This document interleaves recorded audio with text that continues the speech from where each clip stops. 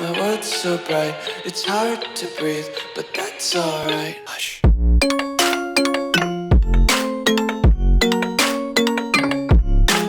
Hello everyone, welcome back to my channel, and today in this video I am going to show you how you can edit a video according to the beats. Let's get started.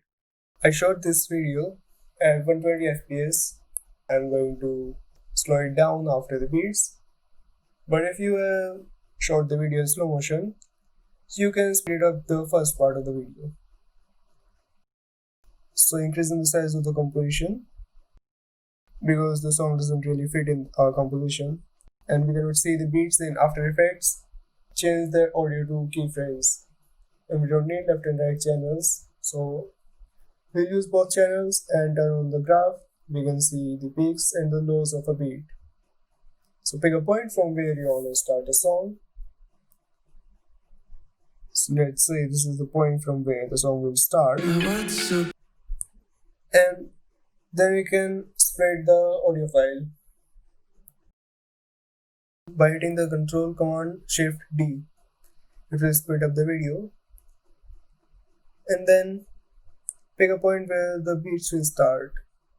That will be the turning point of our edit, like here. My world's so bright, it's hard to breathe, but that's. And then choose the audio file, and then split again. We are going to do this one more time. At the point where the beats will stop, you can play the song, and or you can even see in the graph where the beats will be at the lowest. At this position, so I'm going to speed it up again, and we are left with 4 audio files, from which we do not need the first one and the last one. So we'll delete that. And it is not playing at the real time because the composition settings is at 120 fps. I forgot to change that to 30 fps. Then select these two files and move them to the start of the composition and align them with the video. You can use the slider to zoom in or zoom out your timeline, and it will align perfectly. Let me change the composition settings to 30 fps. Now the video is playing in the real time and there is no lag or delay in the audio file. My world's so bright, it's hard to breathe, but that's alright. Hush. Let me turn on the video and delete the keyframes that we made. And the video is not vertical. So let me change the composition to what matches the best quality on Instagram, that is 1080 by 1350 or 4:5 ratio. And then rotate it by 90 degrees and change the position as you want. It totally depends on your video. You can also shoot in or edit in the vertical or horizontal, landscape or portrait mode. Totally depends on you. I'll enable the time remapping. It will allow us to slow down the video at just the right point. Pick a start where you want to start the video. Add a keyframe there. My world's so bright. This seems okay to me. I'll add a keyframe there. And the middle keyframe is where the beats will start. Reposition this keyframe. So remember, when you are moving 2 keyframes, then it will not change the speed of that portion. And if you are decreasing the distance between 2 keyframes, then it will increase the speed, and if you are increasing the distance, then it will reduce the speed. This is a 120 fps video. You can increase it by 4 times and the results will be smooth. This seems nice to me.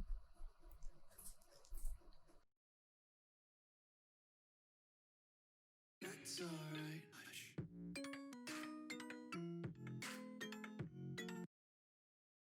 It's alright. Hush.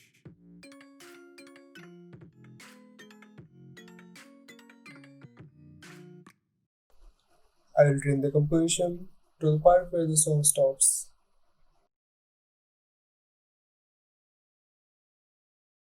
The next part is to color grade or edit the video. Duplicate the video file because you are going to need two of them, because you cannot add a keyframe for the whole editing. It will allow to add keyframes for separate edits but not the whole preset. Then you can play around with all the sliders and change according to your taste. I want a slightly dramatic and darker look, so I'm gonna reduce the shadows, whites and blacks, increase the contrast, and I'll play around with some curves as well because I like bluish tint in the shadow part. Just make sure you don't overdo the editing. Be creative. Using these tools, you can actually tint your footage. In shadow part, I'm going to add some bluish tint or blue tone. In the highlights part, I'm going to add a yellowish touch. You can also use curves to do that, but using the curves, it will add or reduce in the whole footage. The left side is for the shadow part, the right side for the highlights part. And you can edit according to your taste. You don't have to be exactly repeating these edits because these may not give you the same results as these are giving for me. It will depend on the footage that you have.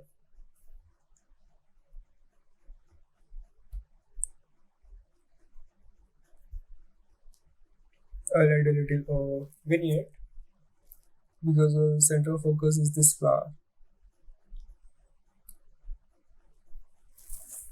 So what this Limetry color preset did is edit the whole footage, but we do not want the whole footage because we are trying to make it a little bit dramatic. So we are going to make keyframes for the transparency, and with a gap of 5 or 6 keyframes, I'm going to change the transparency from 0 to 100%, so it will not look abruptly changing. Just pick a point near the beats and add a keyframe, move forward for 5 frames, and add another keyframe. You can show or hide the opacity part by hitting T in your keyboard, T for transparency. And if you reduce the distance between these two keyframes, the transition will be a little faster.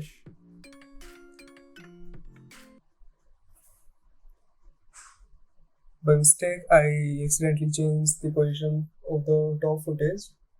We can fix that easily.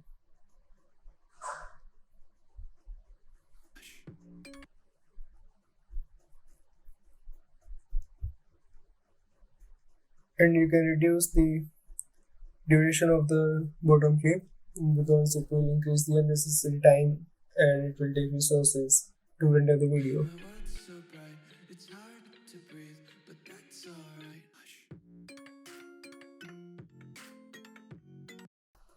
This seems fine to me. I'll do the pre-composing. Select all and then right click and pre-compose. It will reduce the chances of getting errors during the render. If you do not have a media encoder, you can export in AVI format and then convert it to MP4 using any media converter. But if you do have a media encoder from Adobe, you can directly convert it to MP4 or directly render it to MP4. If you like this video, like, share and subscribe. Until the next time. My world's so bright, it's hard to breathe, but that's alright.